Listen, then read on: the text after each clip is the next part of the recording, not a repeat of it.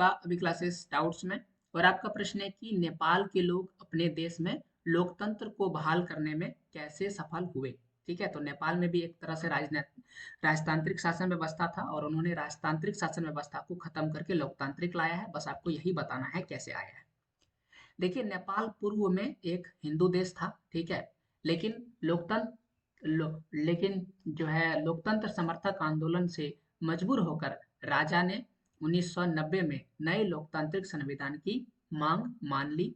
लेकिन नेपाल में लोकतांत्रिक सरकारों का कार्यकाल बहुत ही छोटा तथा समस्याओं से भरा हुआ रहा। 1990 की बात करें तो 1990 के दशक में ही राजा की सेना लोकतांत्रिक समर्थकों और माओवादियों के बीच त्रिकोणीय संघर्ष हुआ। तो तीन आदमी देख लीजिए, राजा का सेना हो गया पहला, दूसरा लोकतंत्र का समर्थन करने वाला दूसरा हो गया, और माओवादी हो गया तीसरा। तो इन तीनों के बीच में पहला, दूसरा और तीसरा के तीनों के बीच में संघर्ष हुआ, इसीलिए हम इसे त्रिकोणीय संघर्ष के नाम से जानते हैं।